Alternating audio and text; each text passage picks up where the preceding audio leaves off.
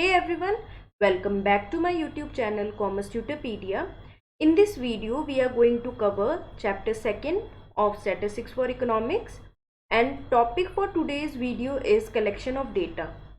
I would like to inform you all that this video is important for exams like NET, JRF, college lecturer, and for the students who are in class 11 pursued commerce. So before starting this chapter, we must know what are the topics that we need to cover under this chapter. So let's start. Studying this chapter should enables you to understand the meaning and purpose of collection of data, distinguish between primary and secondary sources, know the modes of collection of data, distinguish between census and sample surveys, be familiar with the techniques of sampling, and know about some important source of secondary data. So overall what we are going to cover is collection of data. So first of all, I would like to remind you that in the previous video we learned about statistics for economics, in which we have learned about when we have the quantitative form of a data in which there are stats which have been given about a particular situation. There the role of statistics came, right? So what is the purpose of collection of data? The purpose of collection of data is to show evidence for reaching a sound and clear solution to a problem. Okay, so you can see in this paragraph there has been a quantitative data which tells us that after many fluctuation, the output of food grain rose to 132 million tons in 1978-79 from 108 million tons in 1970 and 71. So what we can conclude here is that the output of food grains has been increased, right? So the quantitative data helps us to find out about the situation precisely, right? So we need to learn what are the sources of data. Okay, so we are going to start the second topic. Okay, so statistical data can be obtained from two sources. The researcher may collect the data by conducting an inquiry. So we need, देखो, this is important, we need to underline this point. What? Statistical data can be obtained from two sources. The researcher may collect the data by conducting an inquiry. Such data are called primary data, as they are based on first-hand information. Suppose you want to know about the popularity of a film star among school students. For this, you will have to inquire from a number of school students by asking questions from them to collect the desired information, right? The data you get is an example of primary data because the researcher is asking the students directly, right? Reaching the students directly for their response. So this is known as the primary data. If the data has been collected and processed by some other agency, they are known as secondary data. This can be obtained either from published sources such as government reports, documents, newspapers, book written by economists, or from any other source, for example a website. Thus the data are primary to the source that collects and processes them for the first time, and secondary for all the sources that later use such data. So when we collect data for the first time, we can say when we collect data for the first time,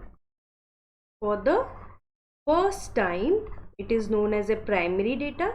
But when we used it for the secondary purposes, or when we used the processed data, right, so that data is known as secondary data. Use of secondary data saves time and cost. Now, why do we collect the data, or how do we collect the data? This is the third point. So, do you know how a manufacturer decides about a product, or how a political party decides about a candidate? They conduct a survey by asking questions about a particular product or candidate from a large group of people. And I think this is a very known fact. The purpose of surveys is to describe some characteristics like price, quality, usefulness, and popularity, honesty, and loyalty.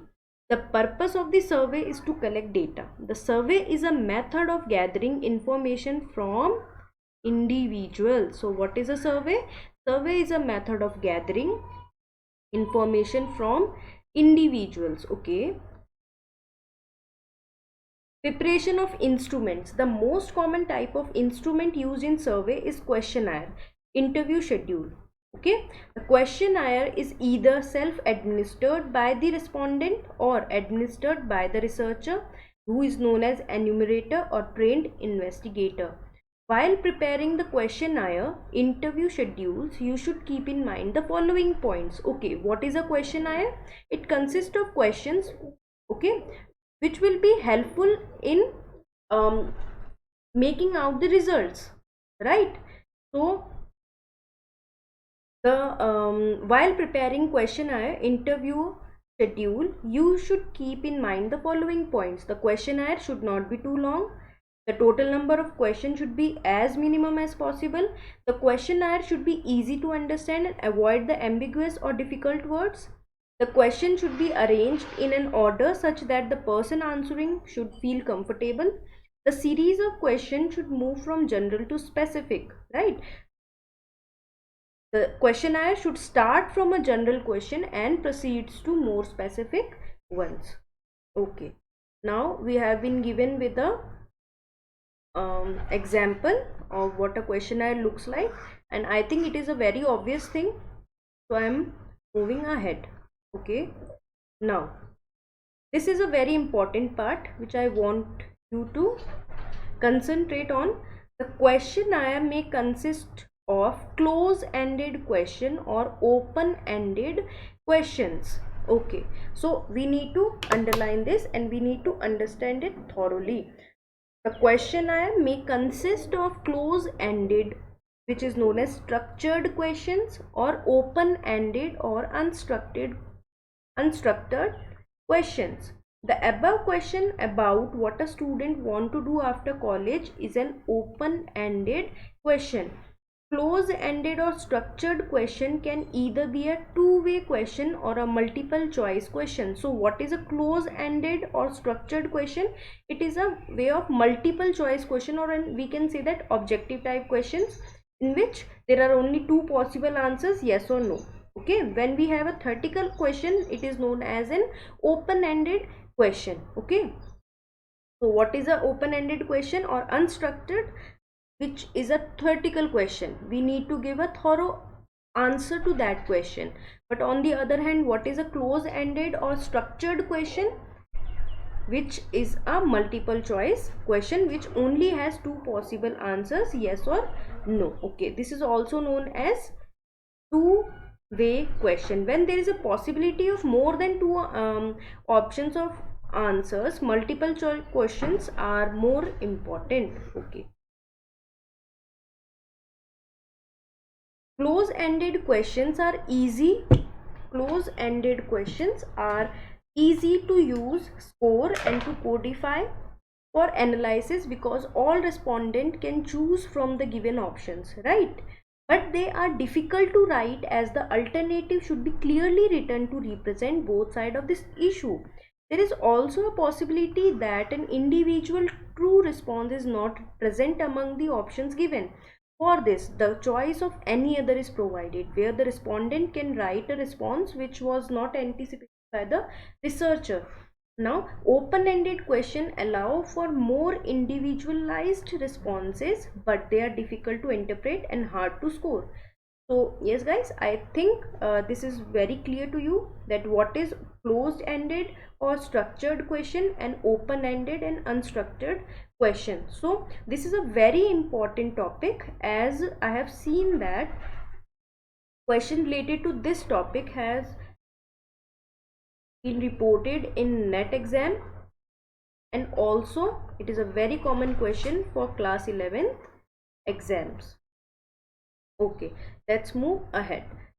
Mode of data of collection. Now, what are the modes how a researcher or an enumerator collect information? Okay, what are the sources?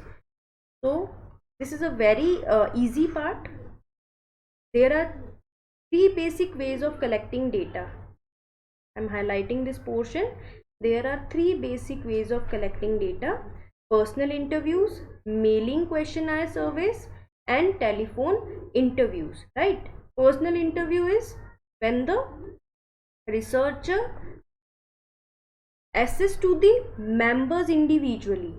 When a personal interviewer has a personal contact. Okay, so we can say that personal interviews are preferred due to various reasons. Personal contact is made between the respondent and the interviewer. The interviewer has the opportunity of explaining the study, answering the queries of respondent. The interviewer can request the respondent to expand on answers that are particularly important. The misinterpretation and misunderstanding can be avoided through personal contact, right?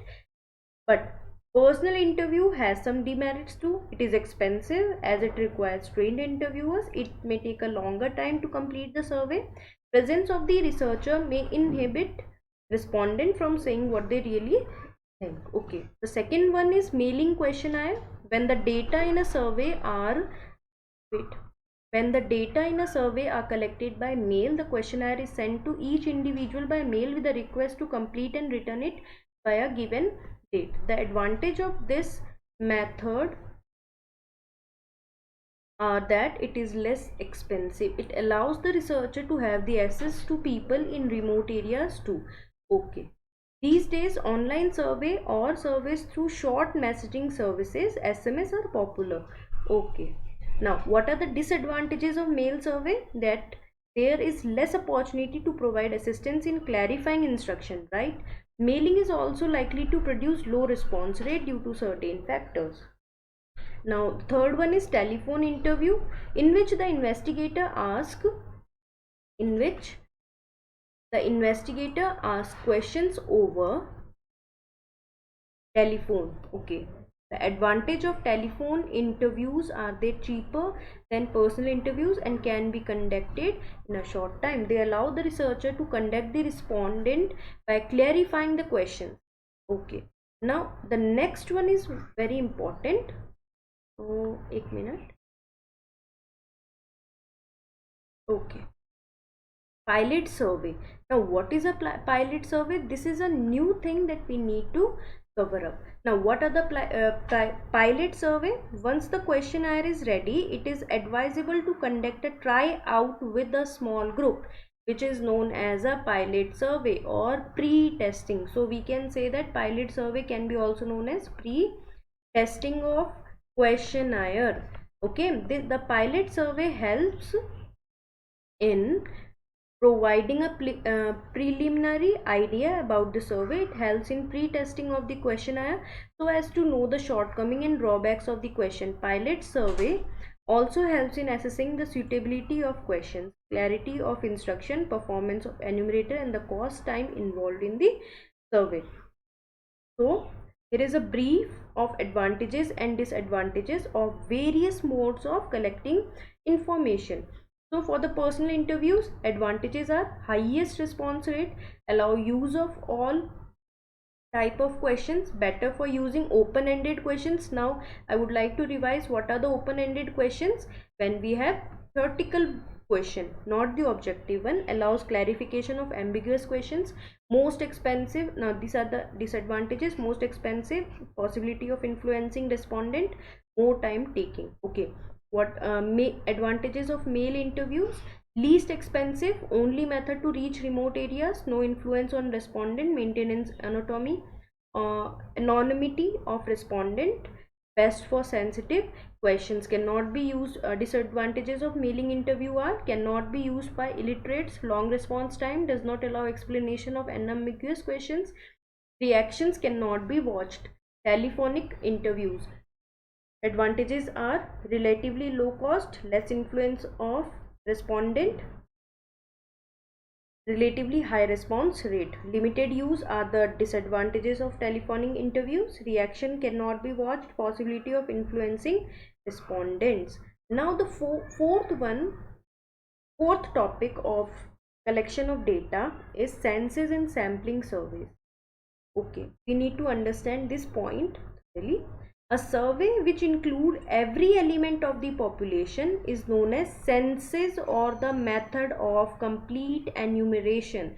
Okay, so we need to write it down also. A survey which include every element of the population is known as a census or method of complete enumeration.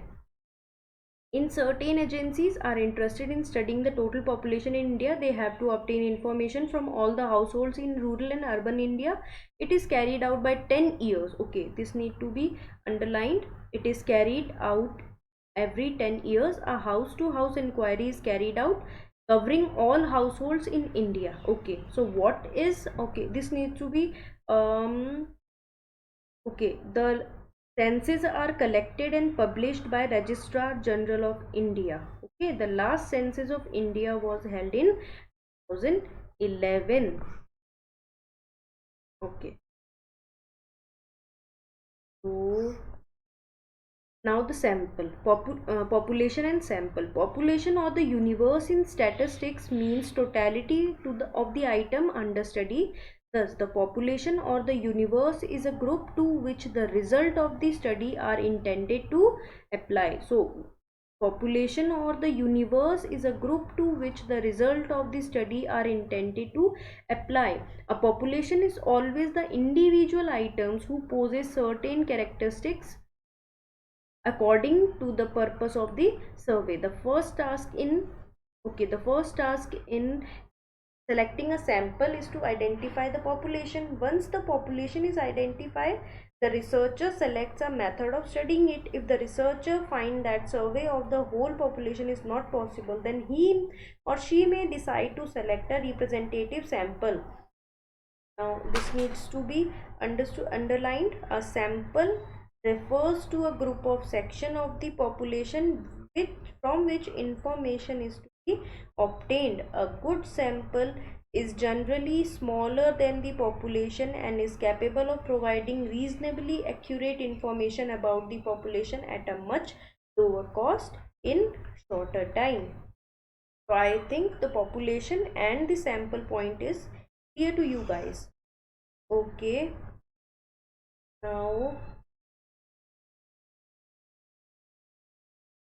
okay, what is the research problem? To study the economic condition of agricultural laborers in district of Manipur population, all agricultural laborers. Now they have distinguished between the research problem, what is a population, and sample by taking an example.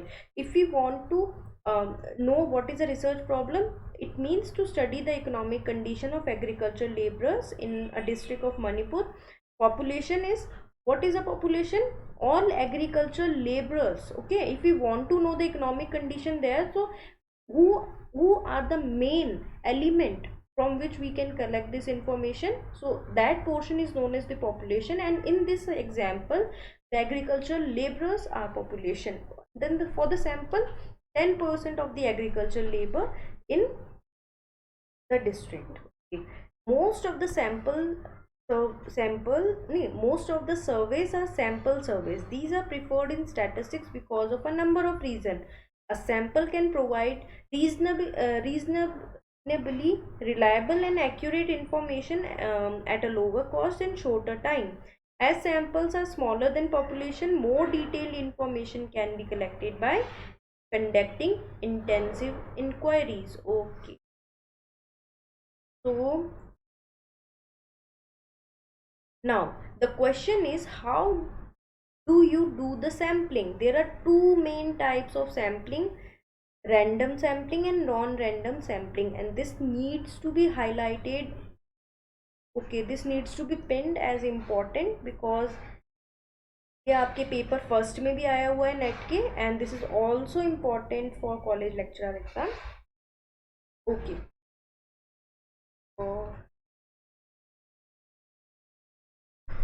first we will study about random sampling. As the name suggests, random sampling is one where the individual unit from the population are selected at random. When we select randomly an individual unit for the sample, it is known as a random sampling.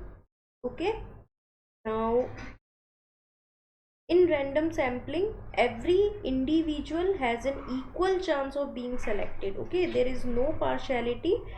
It will people or an individual will be selected randomly and has an equal chance of being selected. Okay, you can see as an example a population of 20 kacha and 20 pakka houses, and out of it we have selected this a representative sampling and a non-representative sampling. Okay, now we need to move for. Okay, in the above example, all 300 sample units of the population got an equal chance of being included in the sample of 30 units, and hence the sample such drawn is a random sample. This is also called lottery method. Nowadays computer programs are used for select random sampling. Okay.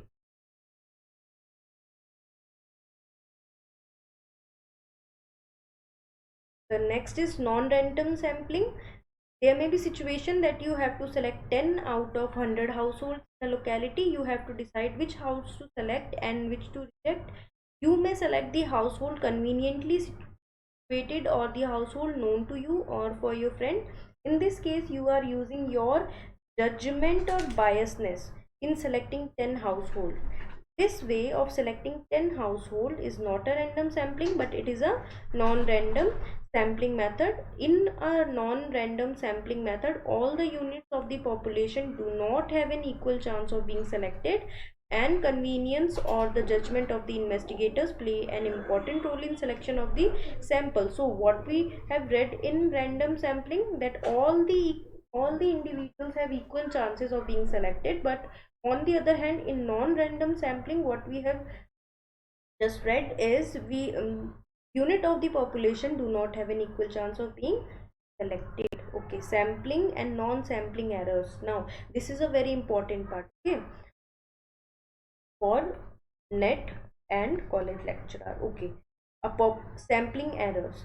Population consisting of numerical values has two important characteristics which are of relevance here.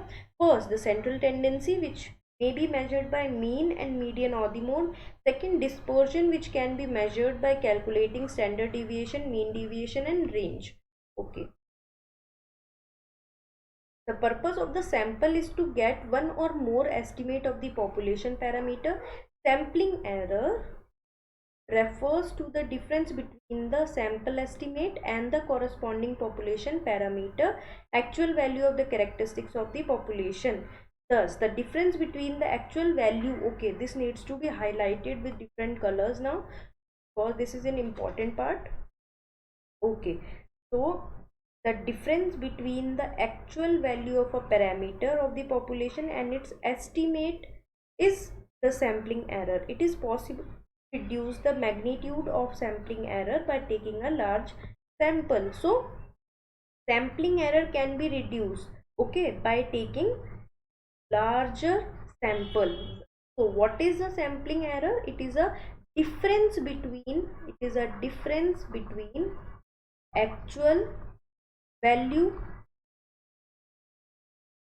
and minus its estimates. I hope this point is important because it is very important part. If you have any queries, you can drop your comments in the comment box. Okay, what is a non-sampling error? Non-sampling error are more serious than sampling error. So we can say that sampling errors are not that serious or cannot create a big mistake in a collection of data. But on the other hand, non-sampling errors are termed as more serious than sampling error, because a sampling error can be minimized by taking a larger sample. It is difficult to minimize non-sampling error even by taking a small sample. Even a census can contain non-sampling errors, Some of the non-sampling errors are, okay, you can see here that sampling bias. Okay, non-sampling errors we are studying, and in this first is sampling bias. Okay, what if the researcher who is taking the sample is using his biasness?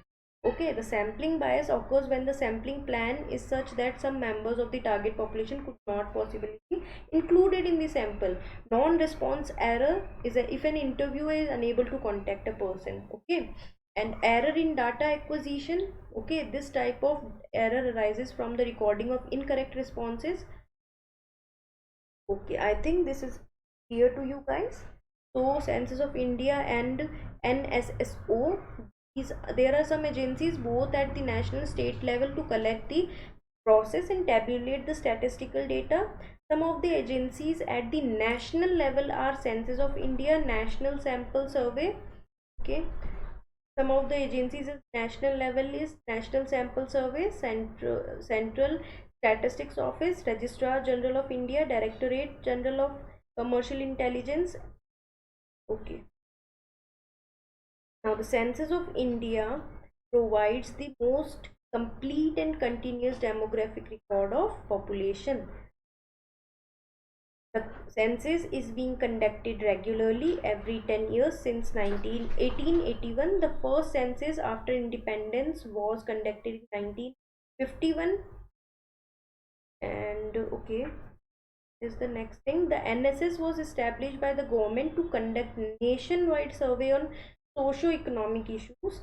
The NSS does continuous survey in successive rounds. The data collected by NSS are released through reports, its quarterly journal, Sarvekshan. Okay, NSS provides periodic estimates of literacy, utilization of educational services, and all other information. So this is the conclusion, guys. So we need to recap what we have just studied. So data is a tool which help in reaching a sound conclusion on any problem. Primary data is based on first-hand information. Survey can be done by personal interviews, mailing in questionnaires, and telephone interviews.